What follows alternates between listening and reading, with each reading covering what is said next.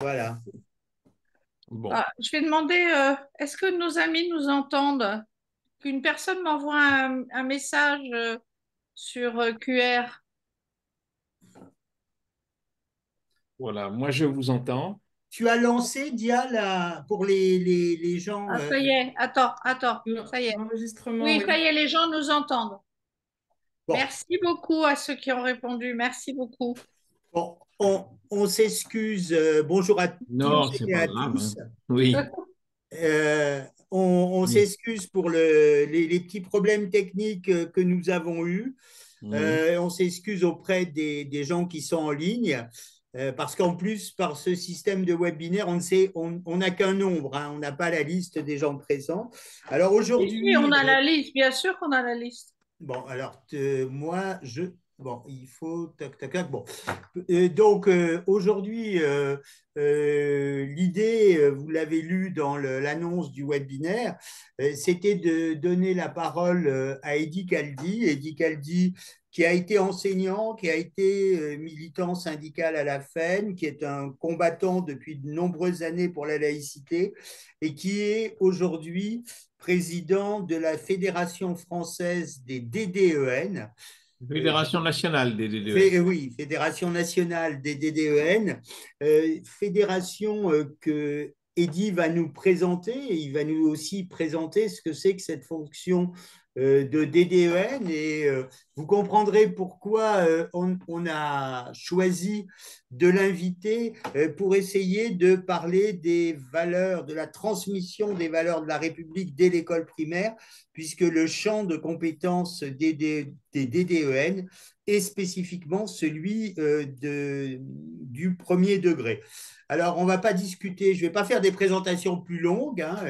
Eddy a écrit dans le passé de plusieurs ouvrages qui posaient aussi le problème de la relation entre la République et l'enseignement privé. Il a aussi écrit sur les problèmes de laïcité. Donc, je vais lui laisser la parole. Il a 45 minutes pour nous parler à la fois de cet univers et de cette institution que sont les DDEN, sa fédération, cette fédération nationale, et puis, j'allais dire, lui, sa vision en tant que ancien enseignant, en tant que militant syndical, en tant que combattant pour la laïcité et les valeurs de la République, un petit peu qu'il nous parle de l'importance de la transmission des valeurs de la République dès, j'allais dire, l'école primaire. Voilà. Je te laisse la parole, cher Eddy. Donc, le jeu, c'est les participants poseront des questions en tapant les questions et en tapant sur Q&R. Et c'est Hélène qui, dans un deuxième temps, j'allais dire, prendra le relais et posera les questions au nom de nos participants à notre cher Eddy. Merci à toi, Eddy, et c'est à toi. Bon, bonjour à toutes et tous d'abord. Et dans un premier temps, oui, les délégués départementaux de l'éducation nationale, avec pour sigle DDEN, c'est une vieille organisation, en fin de compte, voilà, avec une fonction très ancienne. En réalité, notre fonction, au moins, est inscrite, disons, en 1833 dans la loi dite Guizot, qui gérait donc et qui a institutionnalisé l'école du premier degré, hein. À cette époque-là, eh bien, notre appellation, c'était des délégués cantonaux, hein. Ces délégués cantonaux qu'on va retrouver après dans la loi Fallou de 1850, et puis dans la loi Goblet de 1886, en fait, et qui perdure aujourd'hui, et on deviendra des délégués départementaux de l'éducation nationale en 1986. Cette fonction, en fait, c'est des, euh, des observateurs extérieurs euh, à l'éducation nationale, qui sont nommés aujourd'hui par le DAZEN, hein, et cette, disons, nomination se fait pour 4 ans, donc un quadriennat. Et cette année 2025, c'est l'année où on renouvelle donc notre fonction et le quadriennat débutera en septembre 2025. Là, on termine en fin de compte la période 2021-2025. Et donc notre fonction est inscrite dans le Code de l'éducation et on est membre de droit du conseil d'école et on s'occupe, en gros, on a une fonction, disons, d'inspection qui gère exclusivement les problèmes hors la pédagogie, hein.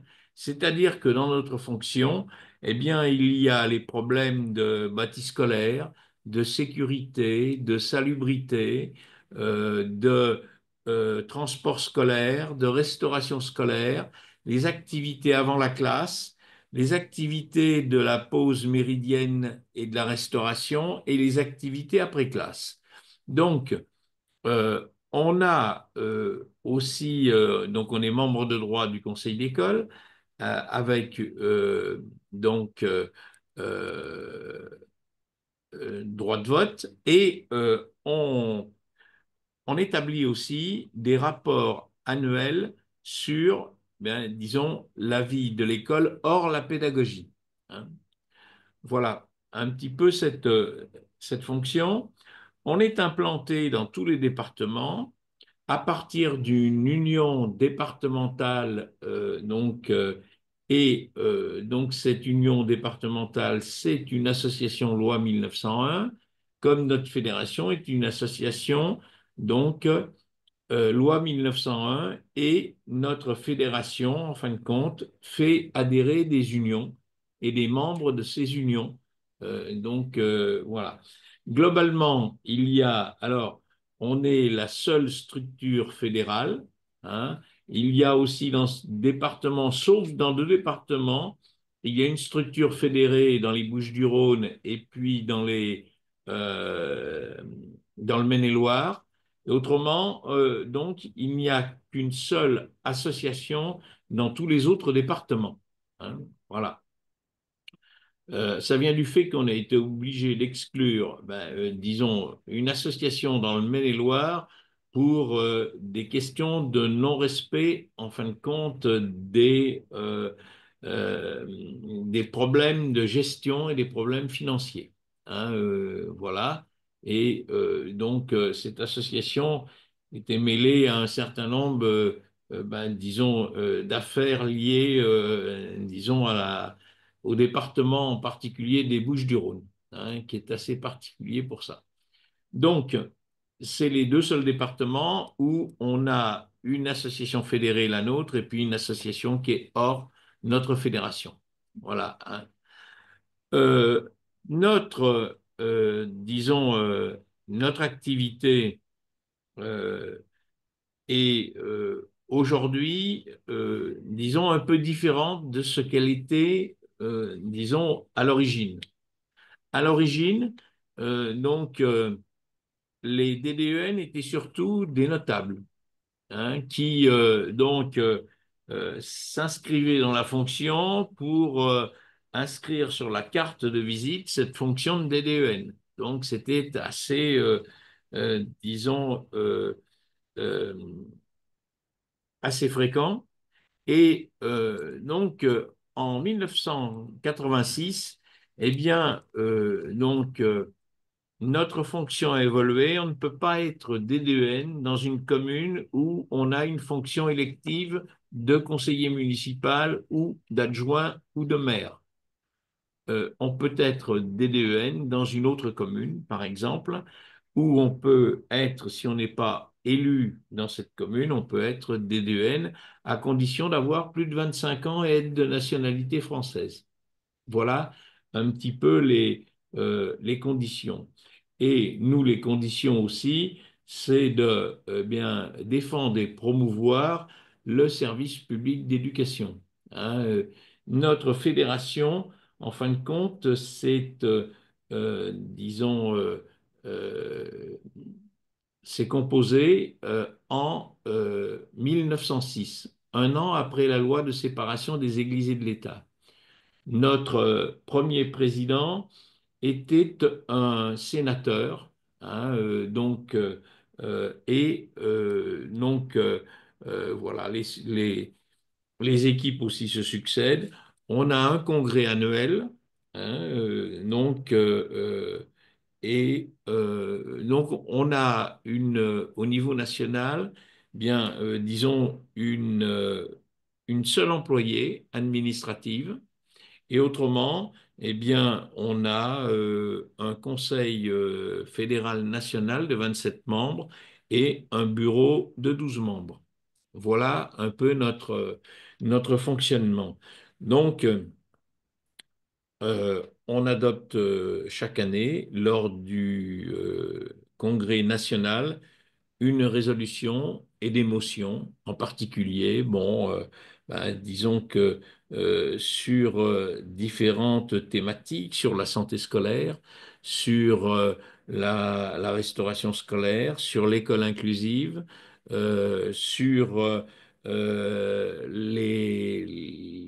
les problèmes de sanitaire, par exemple, et chaque année, disons que on fait une enquête et les enquêtes que l'on a menées les 5 dernières années en particulier, c'était ben, la visite des écoles de Marseille qui étaient dans un état de délabrement important, hein, en 2019.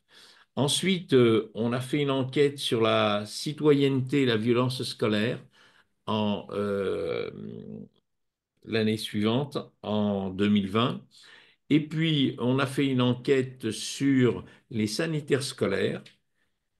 L'an dernier, une enquête sur la restauration scolaire et la pause méridienne.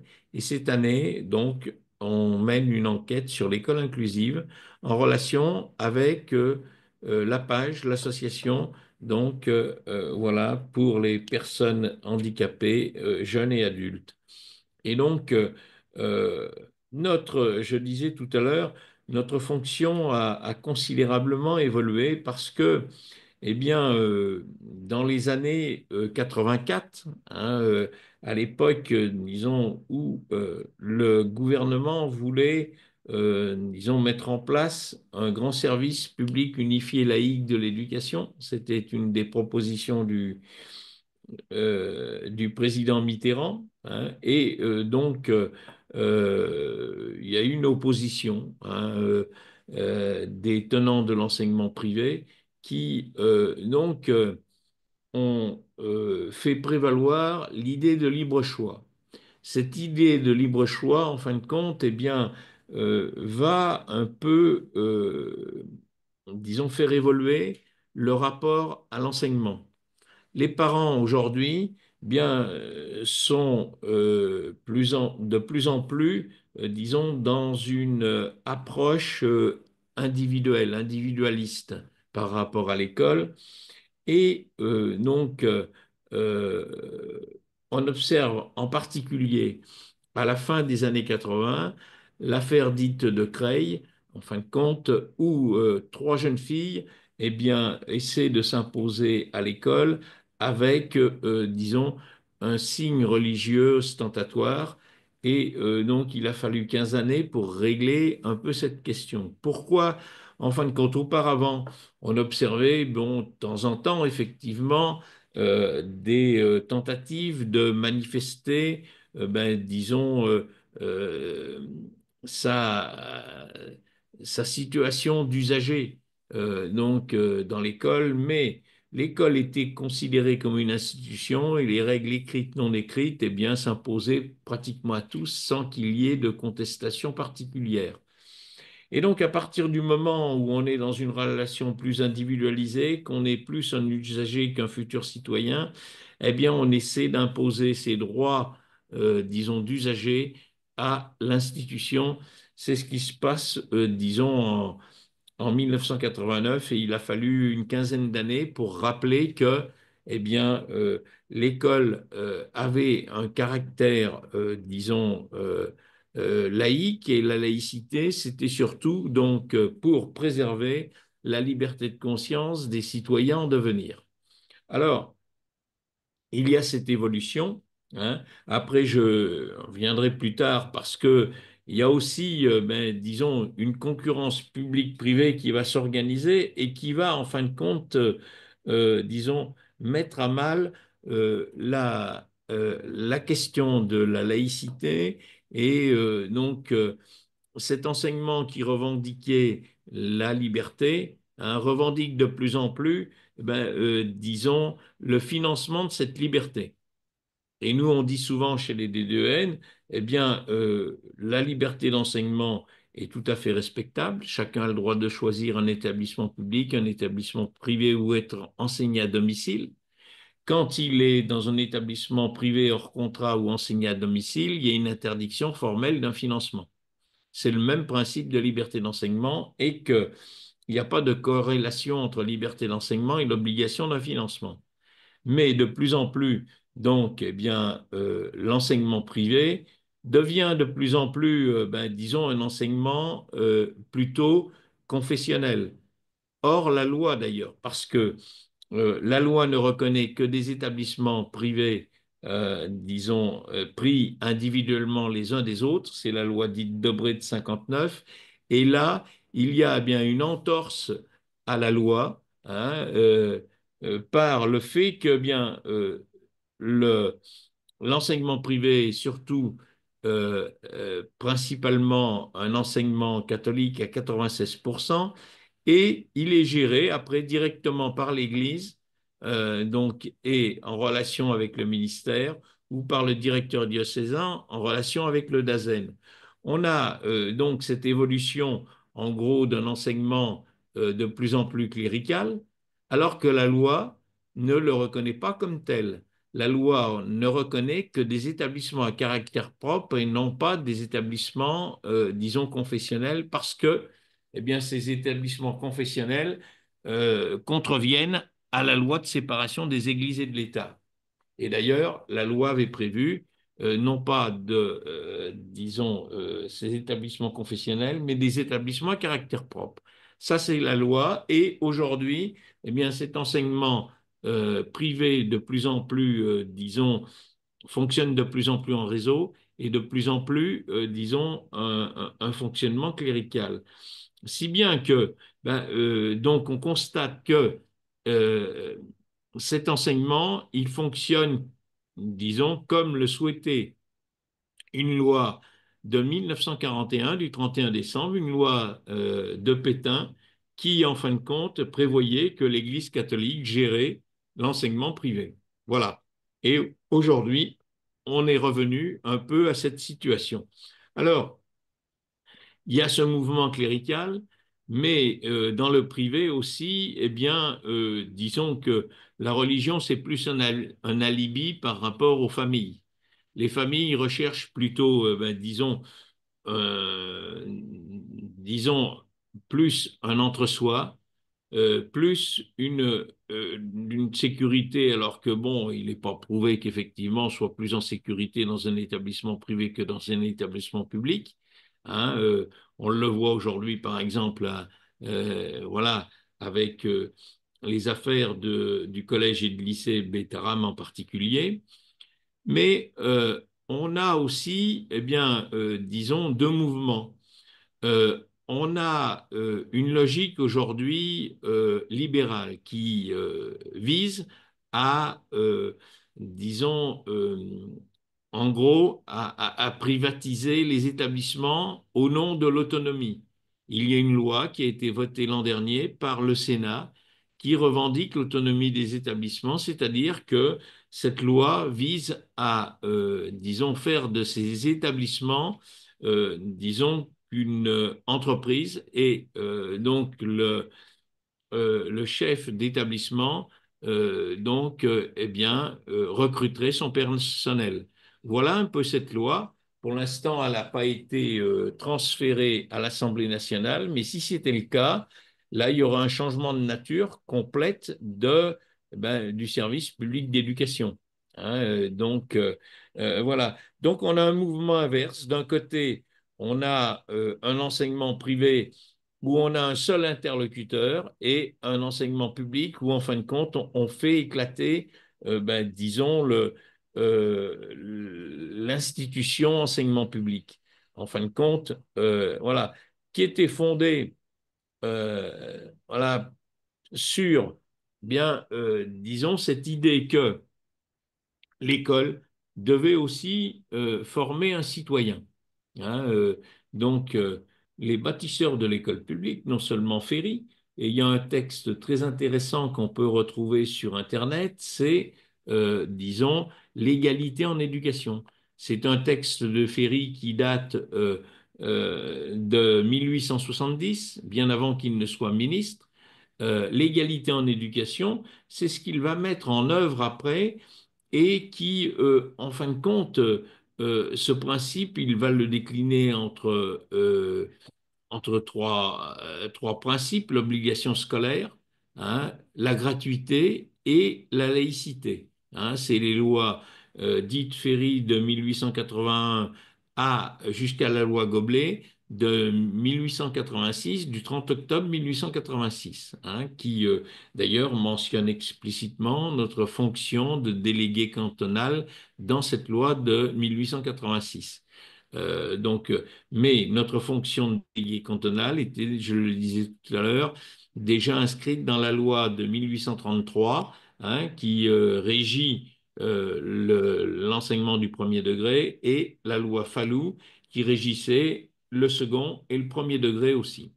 Alors, euh, on a à l'origine, justement, autour de la loi dite d'ISO de 1833, il y a un débat dans la société parce que eh bien, certains voilà, revendiquent l'idée que l'école, disons, doit être organisée selon un principe dit commercial. Parce que pour ceux-ci, eh bien, l'école, c'est une fonction économique. C'est pour former un travailleur pour les besoins immédiats et de proximité de l'entreprise. Ce principe commercial, il est défini par des historiens de l'éducation, par Claude Lelièvre en particulier, et donc à cette époque-là, mais d'autres eh bien, souhaitent que l'école soit aussi organisée non pas selon ce principe dit commercial, mais selon un principe dit patriotique. Parce que pour eux, en fin de compte, eh bien, l'école, c'est un projet de société, c'est aussi, il y a une relation importante entre l'école et la République en particulier, et donc les républicains vont revendiquer effectivement cette mission de former un citoyen. Déjà depuis Condorcet, en 1789, dans ses traités concernant l'instruction, eh bien, il y avait la volonté qu'il y ait un lien consubstantiel entre l'école et la République. Parce que eh bien, pour eux, en fin de compte, disons, la construction du citoyen, à partir de l'école, c'était le fondement même de la démocratie. Il fallait un citoyen qui puisse accéder à l'esprit critique, en fin de compte, et c'était donc cette revendication des bâtisseurs de l'école.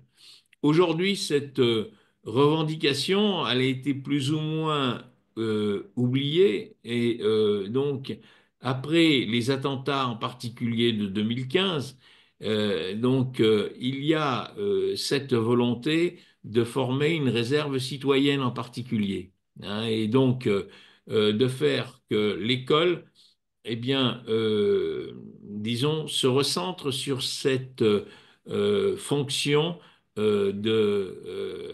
d'apprentissage de la citoyenneté. Hein. Donc, il y a un certain nombre de mesures. Il y a en 2013, un peu avant les attentats de 2015, il y a la charte de la laïcité des établissements scolaires, donc écoles, collèges et lycées, qui doit être affichée obligatoirement. Et donc, voilà, on retrouve un peu disons, une volonté des relents aussi de former un citoyen, mais il y a donc une surtout les choses ne sont pas affichées aussi clairement par, disons, les différents partis politiques. Ceux qui revendiquent l'autonomie, en réalité, sont dans une logique complètement libérale, mais ils ne la revendiquent pas comme telle, en réalité.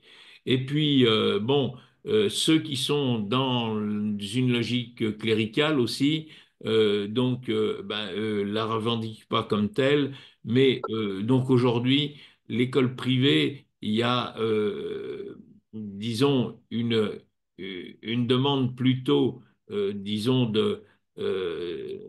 d'enseignement entre soi disons, une volonté euh, disons, de former un petit catholique, un petit musulman ou un petit juif, mais c'est surtout donc l'enseignement catholique qui prime dans ce fonctionnement. Donc, cette école, elle est un peu, disons, elle est un peu troublée par le fait que, eh bien, donc il y a depuis 84 une individualisation du rapport à l'école. L'école est de moins en moins un projet collectif et de plus en plus un projet, disons, individuel.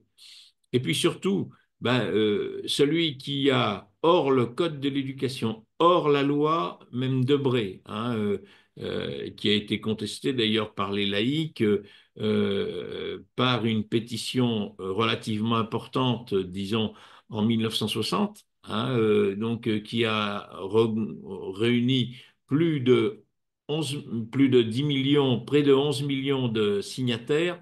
Ça représentait largement plus de la moitié du corps électoral à l'époque, hein.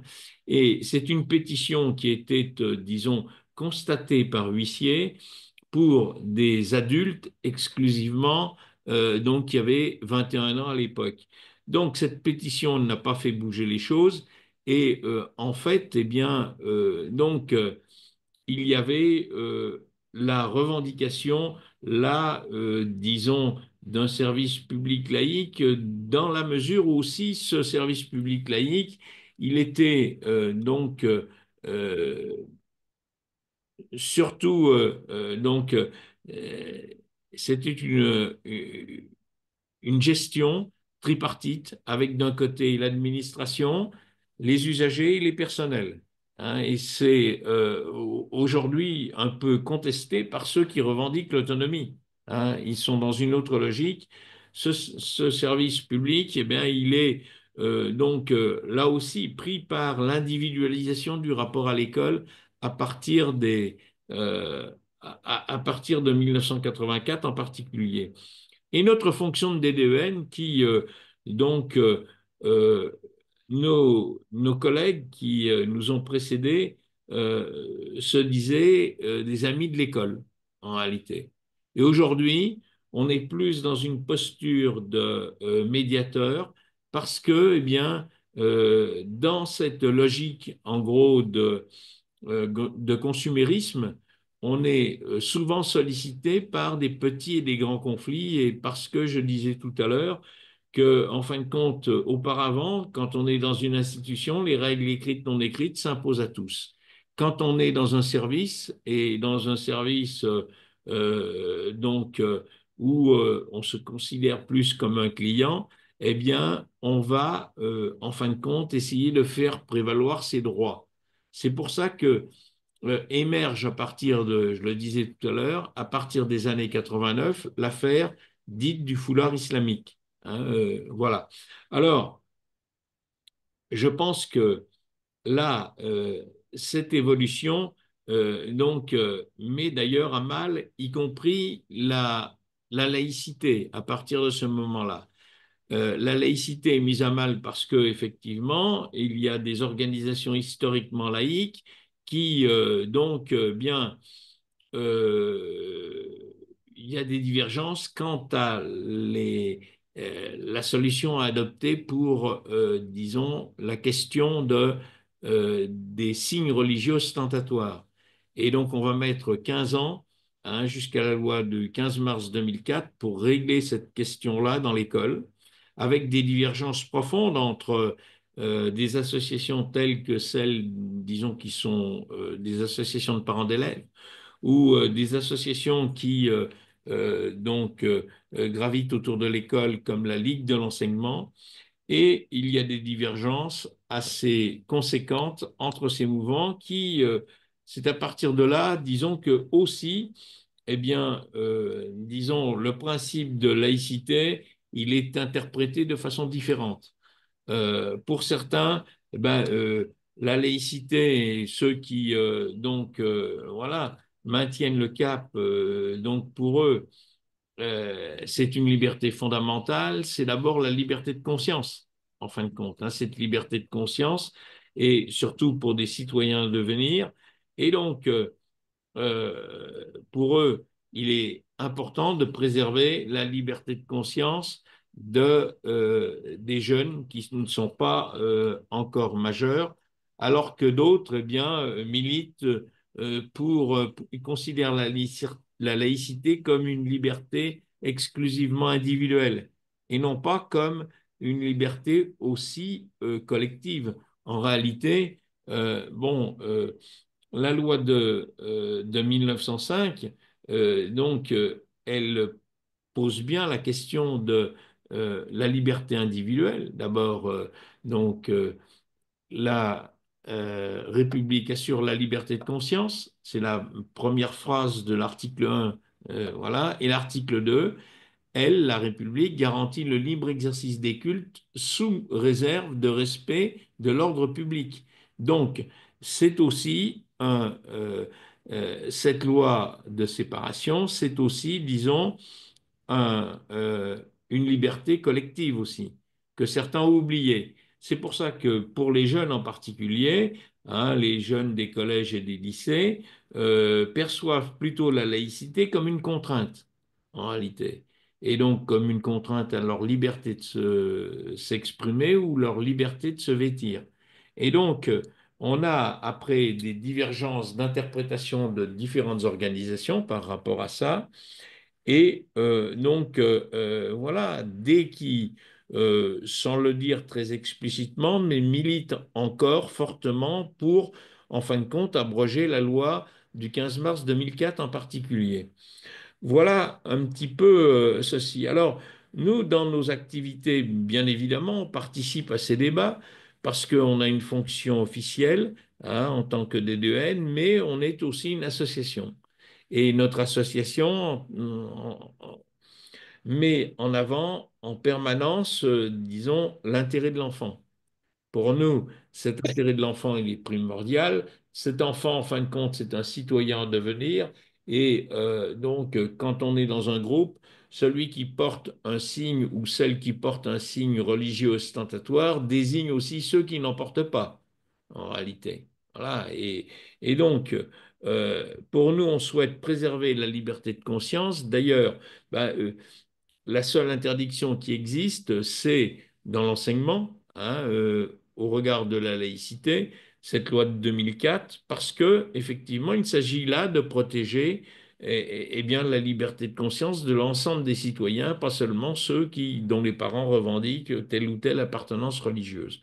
Voilà un petit peu cette situation. Alors, euh, on intervient aussi, disons, dans notre fonction associative, on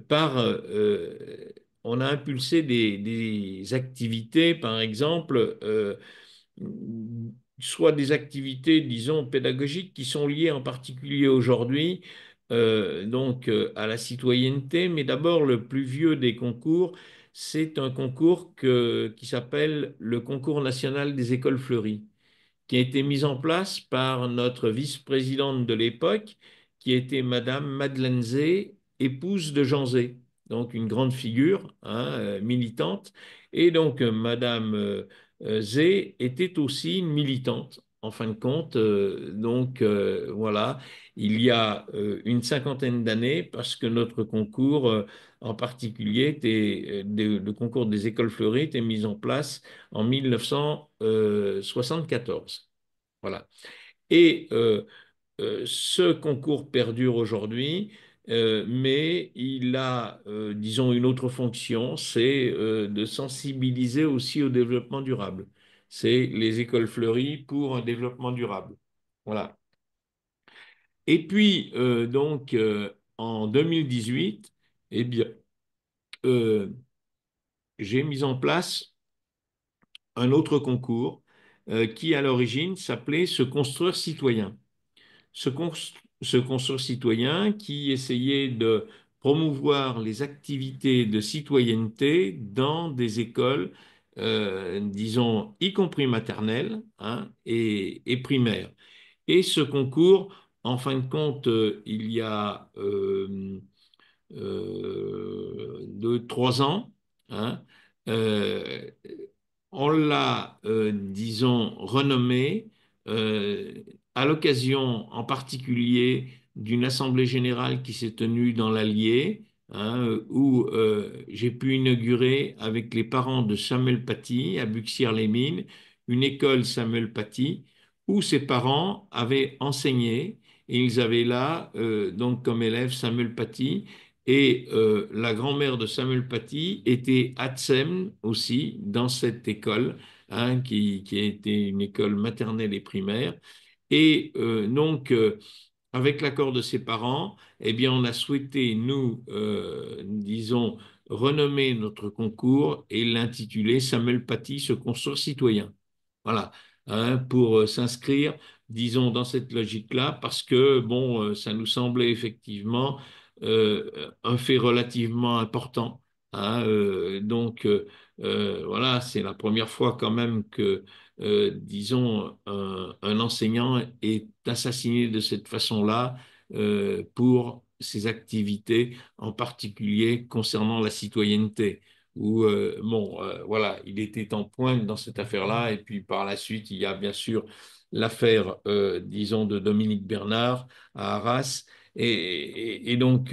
Voilà. Donc notre souci, en fin de compte, nous, c'est dans le cadre de l'éducation morale et civique, le MC, de, disons, d'essayer d'impulser un certain nombre d'initiatives concernant la citoyenneté avec les parents. Et on a dans chaque département, eh bien, bon, des actions qui se déroulent. Notre volonté, parce que ces concours se déroulaient avec, disons, une prestation un peu nationale, un prix national, mais compte tenu, disons, des difficultés de déplacement, du coût des déplacements, et certaines fois, ceci se faisait avec des représentants des élèves. On ne pouvait pas faire venir toute une classe, par exemple, en région parisienne pour remettre des prix. On décide là, parce que les médias sont plus sensibilisés au niveau local, les élus locaux aussi, hein, et puis l'ensemble d'une classe ou d'une école.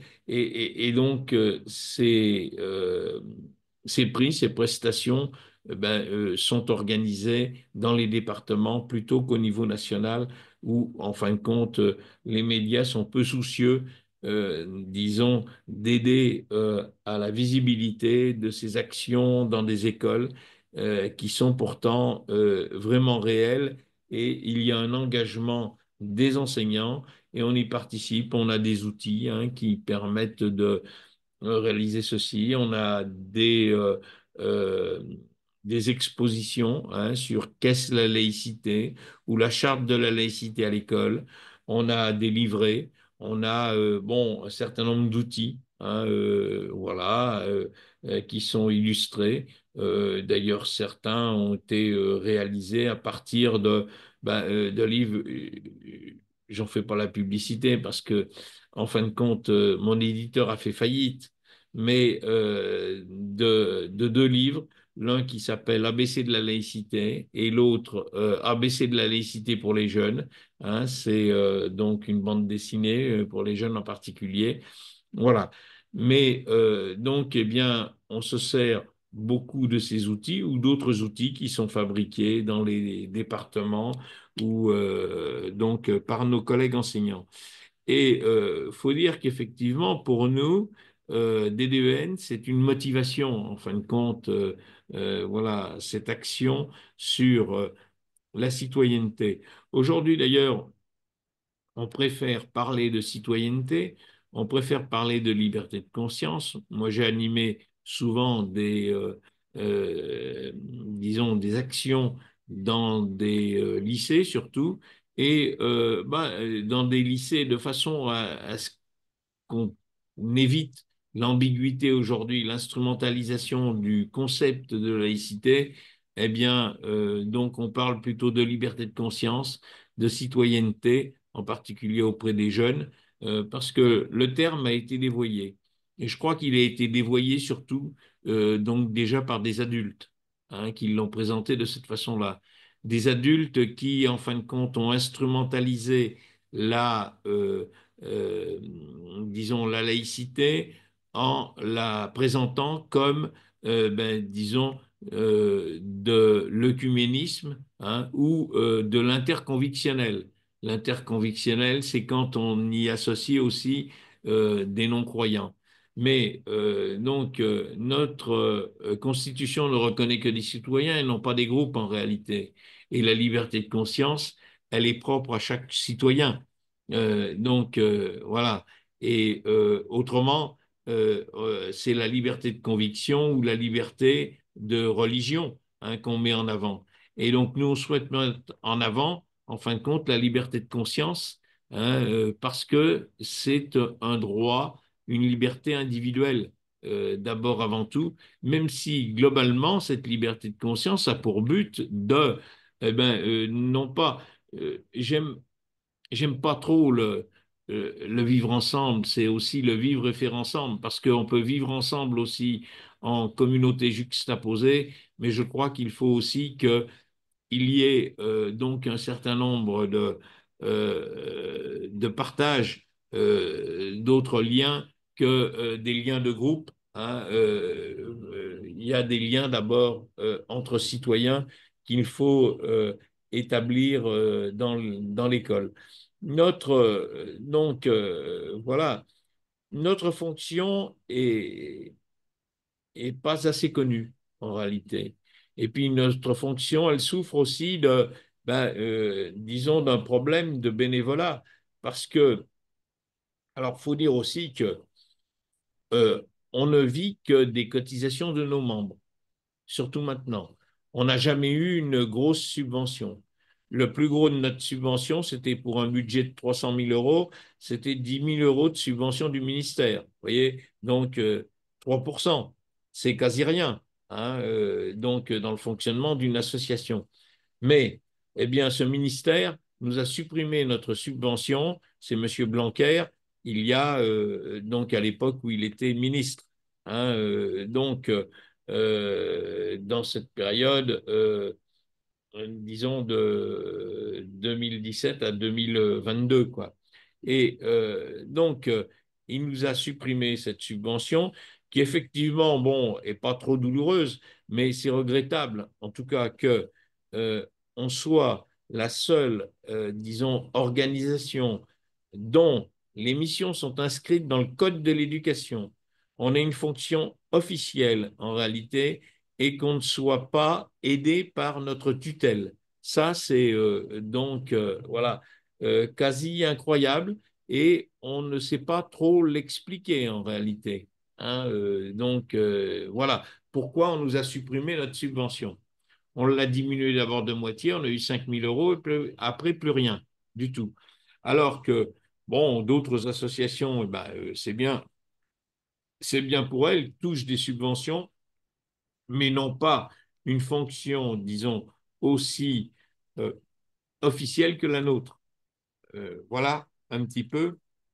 Pour autant, eh bien, disons que cette fonction de DDEN, bon, je crois elle est importante. On a surtout, disons, on n'a pas seulement aujourd'hui disons, de membres issus de l'éducation directement ou indirectement. Parce que, eh bien,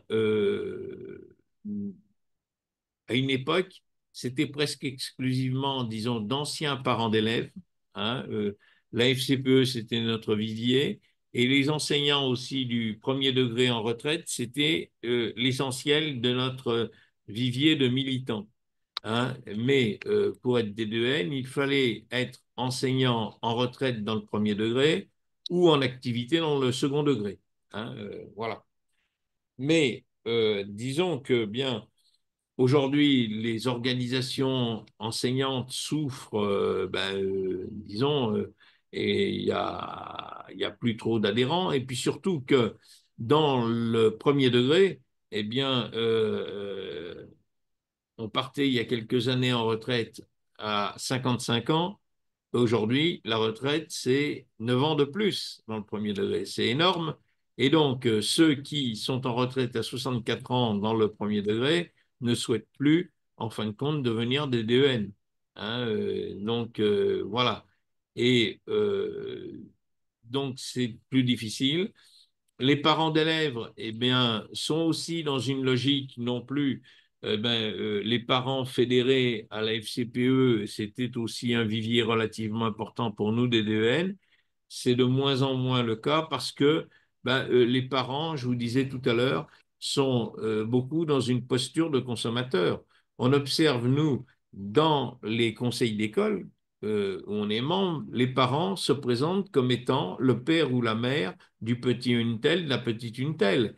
Et puis, sont d'abord intéressés, des fois presque exclusivement, ce n'est pas toujours le cas, bien sûr, hein, mais c'est souvent, donc, sont intéressés uniquement par la scolarité de leur enfant, mais ne considèrent pas qu'effectivement, ils s'inscrivent dans une logique, disons, collective d'un service public. Hein. Pour eux, ils sont là pour leur enfant.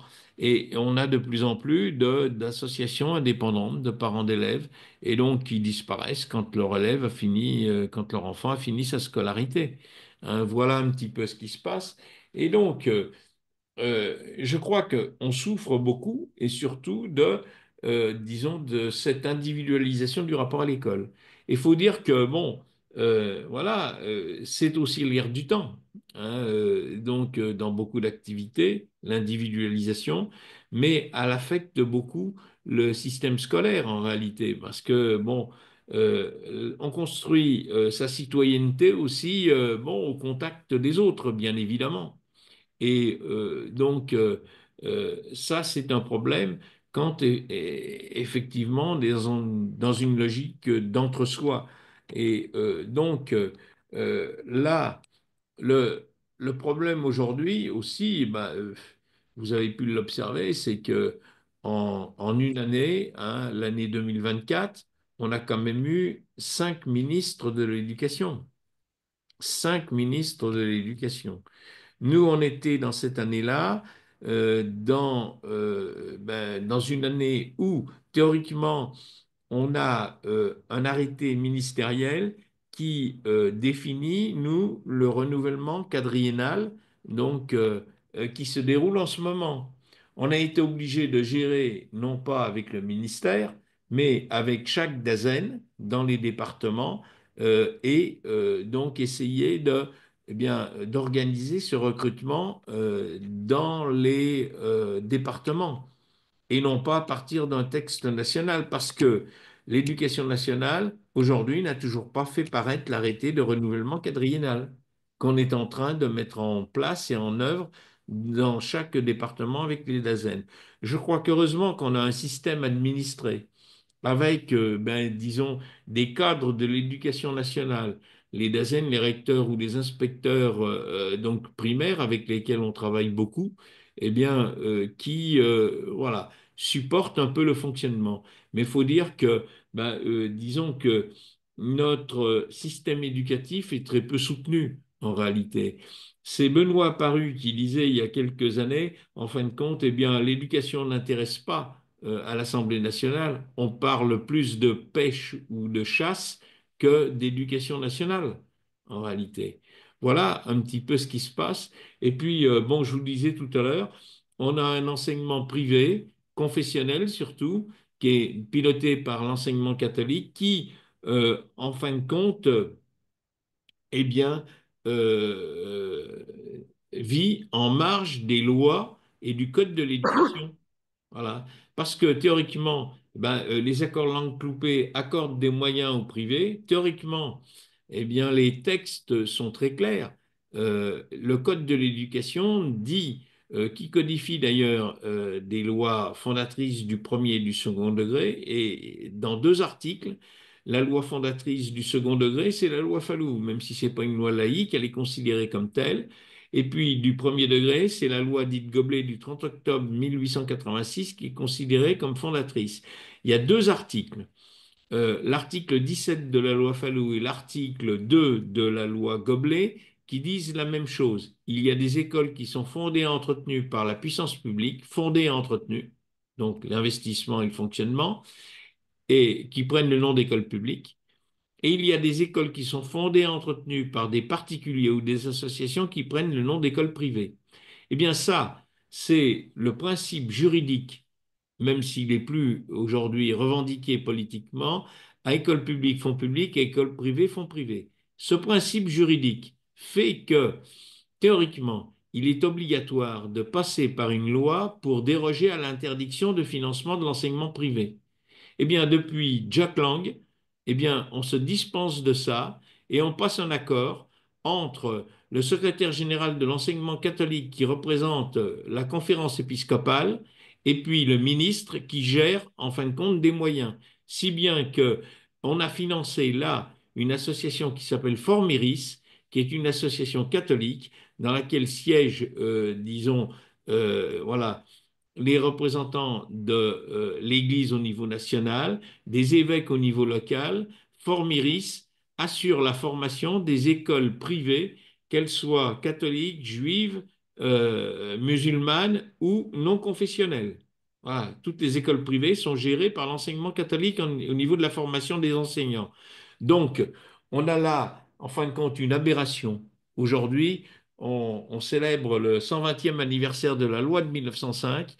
Il y a une question institutionnelle fondamentale, en fin de compte, qui fait que cet enseignement privé qui est surfinancé, vous avez vu l'affaire en particulier de Stanislas, hein, donc, et très récemment, la région Île-de-France a accordé des crédits supplémentaires à Stanislas qui a à l'intérieur de l'établissement quatre ou cinq piscines. Quatre ou cinq piscines pour un établissement collège-lycée à Stanislas, par exemple. Voilà.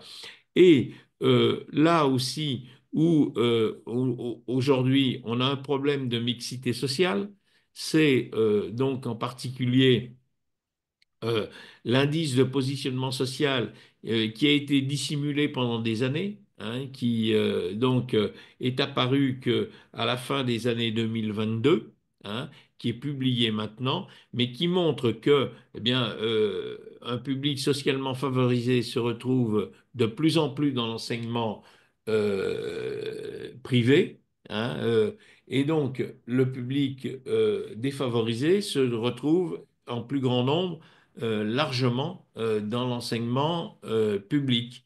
Voilà un petit peu cette distorsion de traitement. Donc aujourd'hui, eh bien, le fait de ne pas appliquer les règles qui sont, le code de l'éducation est bien fait, hein. Il y a des règles qui prévoient aussi que le financement, eh bien, il se fait pas à parité, en fin de compte, hein, contrairement à ce que certains revendiquent, hein, mais il se fait, disons, théoriquement, mais c'est jamais appliqué, en tenant compte des contraintes spécifiques qui pèsent sur le service public, des contraintes sociales, des contraintes géographiques, des contraintes donc voilà, démographique. Et donc, tout ça, c'est jamais mis en œuvre. On ne respecte pas l'obligation de passer par la loi pour financer des établissements privés. Et puis, on prétend que, ça c'est les accords Papendiaï, secrétaire général de l'enseignement catholique, que nous-mêmes, avec d'autres organisations, on a déféré devant le Conseil d'État. En principe, le Conseil d'État maintenant a publié une ordonnance qui boucle cette affaire-là. On ne sait pas quelle issue sera donnée, mais on prétend là, en fin de compte, là aussi, c'est une aberration parce que au nom de la liberté d'enseignement, on ne peut pas obliger un établissement d'accueillir tel ou tel élève. C'est la liberté, disons, des familles, ça. Voilà. Mais donc, ils réclament des moyens supplémentaires pour, soi-disant, accueillir un public plus défavorisé. Mais ça, on ne peut pas l'obliger à le faire. Mais voilà. Et donc, aujourd'hui, euh, c'est pas la liberté d'enseignement qui est en cause. C'est une liberté qu'on doit respecter comme toute autre liberté. Je vous parlais tout à l'heure de la liberté peut-être d'aller et venir. Voilà, imaginez qu'au nom de la liberté d'aller et venir, eh bien, on revendique que l'on puisse se faire payer sa course en taxi. Donc voilà, l'enseignement privé existe au nom d'une liberté, mais c'est pas une liberté avec une obligation d'un financement. Par contre, le droit à l'éducation, lui, il est effectivement voilà, c'est un droit créance. Et donc aujourd'hui, il y a aussi dans ce débat public la confusion entre la liberté d'enseignement qui est, disons, légitime et le droit à l'éducation, en fin de compte, voilà, qui est une obligation aussi, qui est inscrit d'ailleurs dans le préambule de notre Constitution et qui existe depuis au moins, disons, les lois Ferry, le droit à l'éducation. Voilà. En tout cas, voilà, on est dans une situation un petit peu délicate parce que il y a des projets politiques qui ne sont pas affichés comme tels et qui se déroulent, se développent en fin de compte et modifient considérablement, eh bien, disons, la concurrence publique-privée en particulier. Et donc, à ce rythme-là, c'est une enquête du Monde hein, qui pourtant n'a pas toujours été très favorable à l'enseignement public, hein, qui montre que, eh bien, dans les années 2030, l'enseignement privé dans les collèges sera, disons, supérieur à l'enseignement public. Voilà. Sauf que, effectivement, eh bien, l'intention de l'école privée, c'est pas d'accueillir tous les élèves. C'est d'accueillir effectivement des élèves, disons, voilà, d'une catégorie sociale déterminée. Et ça, il y a un accroissement, c'est un rapport. Il y a, il y a des rapports aujourd'hui, il y a des publications qui permettraient disons, qu'on remette sur la table un certain nombre de choses que au moins on applique la loi. Nous, on revendique le serment de Vincennes, que disons le, le financement public soit réservé prioritairement au service public d'éducation, mais pour autant, on dit en fin de compte, eh bien, au moins appliquons la loi de Bray et ne dérivons pas parce qu'on a confié la 20% du système éducatif à l'Église catholique, explicitement. Et donc ça, c'est grave, alors que cet enseignement ne représente que 16,8%, c'est aussi la Cour des comptes hein, qui le dit, eh bien, les moyens concédés au privé sont de 20%, en fin de compte. Sauf que, eh bien, dans une période, par exemple, dans le quinquennat de M. Sarkozy, là, on a supprimé 80 000 postes. On a supprimé 95% des postes à l'enseignement public, 5% au privé seulement. Voilà. Monsieur Hollande, après, dans le quinquennat suivant, a créé 60 000 postes. Il en a créé 80% pour le service public et 20% pour le privé, appliquant un, euh, un accord léonin qui n'est inscrit dans aucune loi, le rapport 80 à 20%, alors que je vous dis que l'enseignement privé représente 16,8%. Eh bien, bilan de ces deux quinquennats, rien que pour ces mesures, parce qu'il y a eu d'autres mesures complémentaires qui ont avantagé le privé, eh bien, rien que pour ces mesures, il y a, disons, sur les deux quinquennats, entre les suppressions et les créations de postes, moins 28 000 postes pour l'enseignement public et plus 8 000 pour le privé. Voilà ce qui se passe. Et aujourd'hui, eh bien, les médias France Info, dans une enquête il y a quelques mois, constate que il y a en proportion plus d'enseignants dans le privé que dans le public. Et on s'étonne. Ces différentes mesures, en fin de compte, hors législation, bien souvent, hein, hors le respect du Code de l'éducation, qui ne tient pas compte des contraintes spécifiques qui pèsent sur le service public, qui a assuré dans certains lieux, disons, dans des zones rurales, dans des zones de montagne, l'obligation du service public, et donc le privé s'en dispense, lui, bien sûr, hein, voilà. Et donc, il y a une discrimination, et cette discrimination remet en cause aujourd'hui la question de la laïcité, parce que les établissements privés, c'est l'Église catholique qui gère.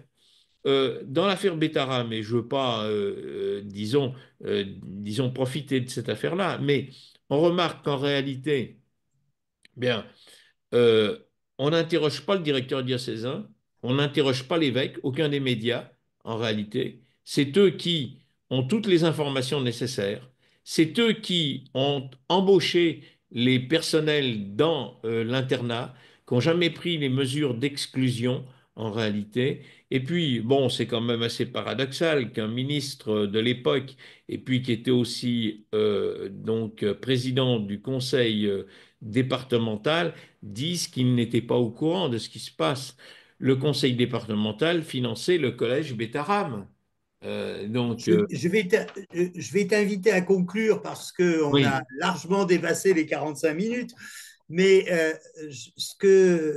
avant que tu conclues, j'aimerais que tu vas conclure, mais tu vas répondre en concluant aussi à une question. Tu nous as dit que vous étiez en phase de renouvellement.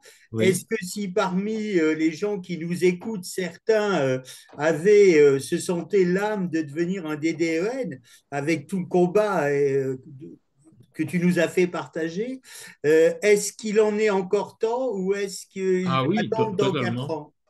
Alors, totalement, parce que, bon, non, on a réussi aussi, il y a quelques années, à faire aussi un recrutement au fil de l'eau, hein. Et donc, le renouvellement est commencé dans quelques départements, hein, disons, mais il se poursuit quand même aussi. D'accord. À Et tout qu'est-ce qu'il moment, faut faire comment? comment les gens se manifestent? Alors, Quel est eh bien, le 36-35 ou le site bon, sur lequel voilà, il y a sur notre site, disons déjà, Internet, mais je vais vous envoyer un document qui présente la fonction, d'accord? Avec, disons, une feuille de candidature éventuelle, hein. Déjà, ce document vous permettra de connaître pleinement la fonction, hein,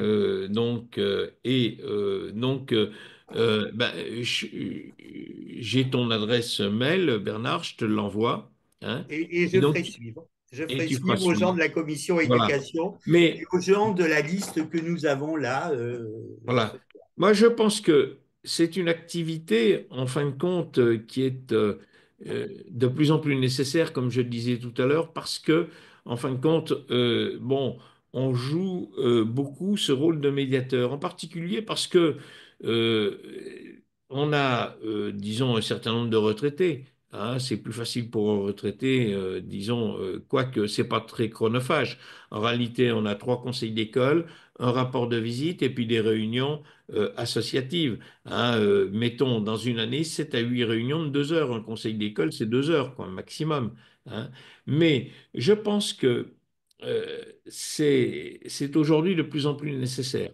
Parce que, justement, je disais, on est dans un rôle de médiation, on n'est pas seulement, disons, dans un rôle, disons, passif, on est dans un rôle assez actif parce que, dans dans ces conflits entre des fois l'équipe enseignante, la mairie, les parents, on joue ce rôle-là. Moi, par exemple, bon, je suis DDN parce que quelle que soit notre responsabilité, disons, on est sur le terrain, hein. Je suis DDN, moi, au Kremlin-Bicêtre et DDN dans ma commune, aussi à l'Aïle-les-Roses, dans le Val-de-Marne. Eh bien, à l'époque où on obligeait les élèves à porter un masque, hein, les parents, il y avait quelques parents irascibles qui agressaient verbalement, hein. Des fois, c'était limite aussi, hein, c'était presque physiquement les parents d'élèves. Et moi, le maire de ma commune me dit, écoutez, bon, ce serait bien que les DDN puissent, disons, au moins pendant quelques jours, être à la rentrée du matin de l'école et donc pour, disons, au moins être un interlocuteur face à certains parents qui, voilà, avaient des comportements des fois, bon, assez déplacés, quoi. Voilà. Moi, parce Mais, que, excusez-moi, oui, désolée de vous interrompre, mais voilà, Dia qui a très gentiment accepté de travailler ce soir pour nous accompagner et nous mettre en train, doit arrêter à 21h. oui, oui, Bon, voilà. Je suis désolée parce que c'est vrai qu'on a commencé très en retard parce qu'on a eu des problèmes. Donc, oui. il y a, bon, il y a pas beaucoup de questions, hein. Il y a juste une remarque d'une personne, Christophe, qui a, qui exprime qu'il n'arrive pas à y croire quand vous avez parlé du financement par l'école catholique, etc. Et puis qui vous demande si, comme avez dit que votre éditeur a fait faillite, euh, Hmm. est-ce qu'il est possible de republier ces livres en e-book, en PDF, à coût raisonnable? Voilà. Alors, j'ai fait faire, moi, des devis par, disons, un imprimeur. Voilà. Euh, c'est assez difficile, mais vous pouvez trouver sur Internet, hein, Mhm. des livres d'occasion, hein, et donc ça se trouve encore, hein, voilà, plus difficilement. Et des fois, j'ai vu des prix astronomiques, en tout cas pour l'ABC de la laïcité ou ABC de la laïcité pour les jeunes, hein. Certains profitent un peu de, voilà, du peu, mais ça se trouve, hein. Il y a des fois, s'il y a des prix, disons, raisonnables, en tout cas, voilà, hein, Alors, ça peut se trouver.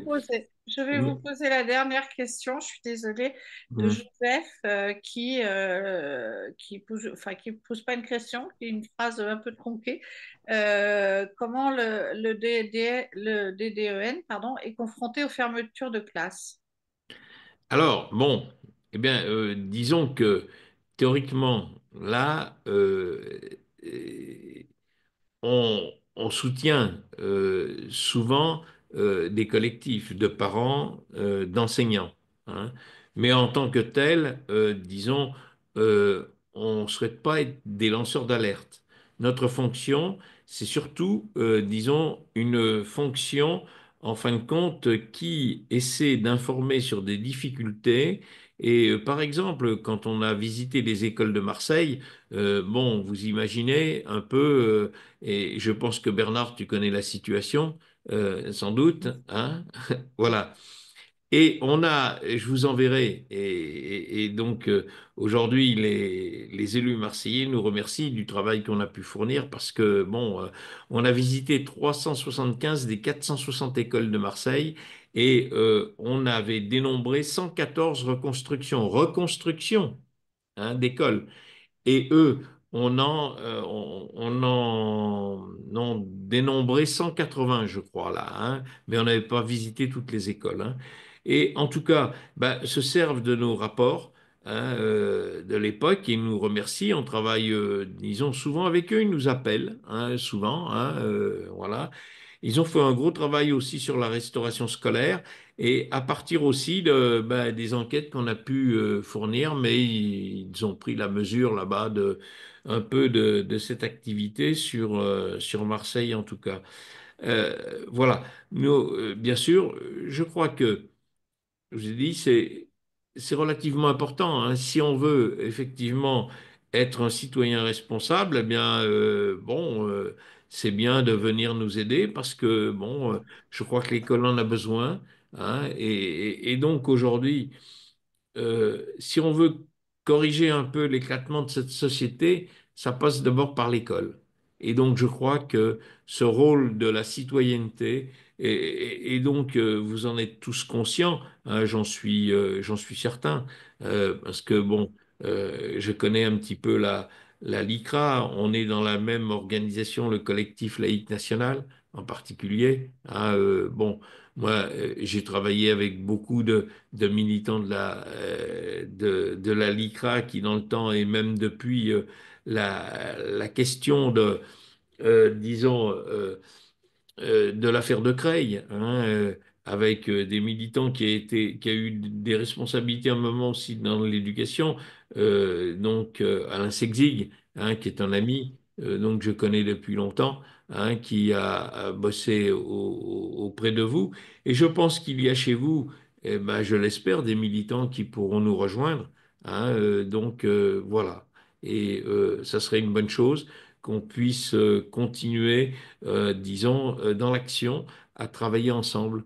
Moi, je pense que ce serait une bonne chose, en tout cas, parce que, bon, dans ces multiples combats, eh bien, souvent, on a, disons, euh, on s'est retrouvé, moi, depuis très longtemps, les semaines d'éducation contre le racisme, à l'époque où moi j'ai été militant à la FEN, je me suis occupé depuis 1983 des affaires de liberté et de laïcité.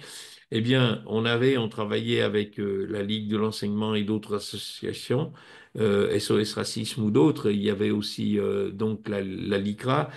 Et à l'époque, eh bien, voilà, je m'étais beaucoup retrouvé parce que je refusais le concept d'islamophobie, hein, voilà, en particulier à cette époque-là. Et donc après, petit à petit, on a vu les dangers un peu, disons, de cette affaire-là dans ce qui s'est produit par la suite. Hein. Je crois que, voilà, vous êtes des militants et je pense que, bon, je vous dis, on se retrouve aujourd'hui au collectif laïque national. On partage les mêmes valeurs et les mêmes principes. Et donc, voilà, eh ben, si vous avez envie de venir nous rejoindre, eh ben, dans tous les départements, on est prêt à accueillir des militants. Hein, donc, Je vais voilà. Oui. juste vous dire, moi, je ne sais pas si Bernard voudra faire certainement une conclusion, mais je voulais vous faire savoir qu'un de nos militants qui est chef d'établissement, il pose une Mhm. question que je ne poserai pas après parce qu'on n'a pas le temps, mais Oui. il vous remercie de nous avoir fait découvrir le rôle important, mais très méconnu des DDEN et votre attachement militant au service public d'éducation. Voilà, ce sera ma conclusion à moi. Je répète ce que dit notre ami Laurent. Bon, Bernard. Euh, voilà, eh ben, continuons hein, à travailler parce que donc ça fait longtemps qu'on travaille ensemble. Je vous dis, les semaines d'éducation contre le racisme, je pense que voilà, c'est quelque chose qu'on pourrait initier peut-être à deux pour retrouver d'autres associations qui, à l'époque, défendaient, disons, cette idée un peu. Autour du 21 mars, on va y arriver bientôt, hein, eh bien, on développait un peu cette activité dans les écoles avec des affiches, des livrets. Et donc, je sais que la LICRA était très militante, en tout cas dans cette activité-là, comme ben, on l'était en tant que moi j'étais à la FEN à l'époque, hein, donc je n'étais pas encore DDEN, mais les DDEN étaient aussi partie prenante de cette activité. Alors, puisque d'abord, je tenais à te remercier, puisque on a eu la chance de se croiser dans quelques colloques de sur Jean Zay, Hein. et tu as évoqué le rôle de son épouse au sein des DDEN. Oui. Alors, j'aimerais te dire que depuis 3 ans maintenant, la LICRA de manière très modeste dans le cadre de la semaine de l'éducation contre le racisme et l'antisémitisme, organise avec la mairie de Paris, dans le cadre de cette semaine, une table ronde. L'année dernière, on l'a ouvert aux parents d'élèves et aux représentants des enseignants. Cette année, on est plus dans une autre configuration. Ça aura lieu le 26 mars à 14 heures à la mairie du 16e arrondissement. Oui, On aura la chance d'avoir la secrétaire générale de la DILCRA qui sera présente, qui nous oui. soutient. Voilà, donc tu seras le bienvenu. Voilà, donc je tenais à te remercier, de remercier ton éclairage, ton engagement, et puis remercier et nous excuser encore pour ce petit cafouillage de liens que nous avions au départ. Bon, mais le service communication a rétabli in extremis Bon, l'organisation et on demande à Dia de les en remercier. Je le Bonsoir à tous, ferai. bonsoir en tout Hélène, cas, bonsoir Eddy.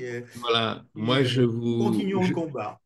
voilà, je vous remercie parce que bon, on partage, ben, disons, les mêmes principes. Ça, je le sais depuis des années, hein, et donc on continue. Voilà, on se recroisera à d'autres moments, ça c'est sûr. En tout cas, même si vous venez pas chez les DDEN, en tout cas, bon, voilà, on viendra aussi à vous pour d'autres activités, d'autres rendez-vous. Merci, merci à vous tous. Merci beaucoup. Merci. Voilà. Bonne soirée à tous. Merci. Oui. Je t'enverrai, Bernard, Oui. le 4 pages là. Ok, Hein, d'accord. Et puis hein, on le mettra demain. en lien sur le site du débat. Voilà, merci à toi. Merci. Et Au revoir à vous j'allais dire tous. bon retour, mais il n'y a pas de retour, hein, il suffit Non, d'appeler. non, non, non, non, non. Mais Mais bon, je vais prendre un peu de recul, disons, après-demain. Voilà. allez, bah, merci à toi. Allez, Merci, au revoir. Bonne au soirée. revoir. Merci Dia. À bientôt. Au revoir.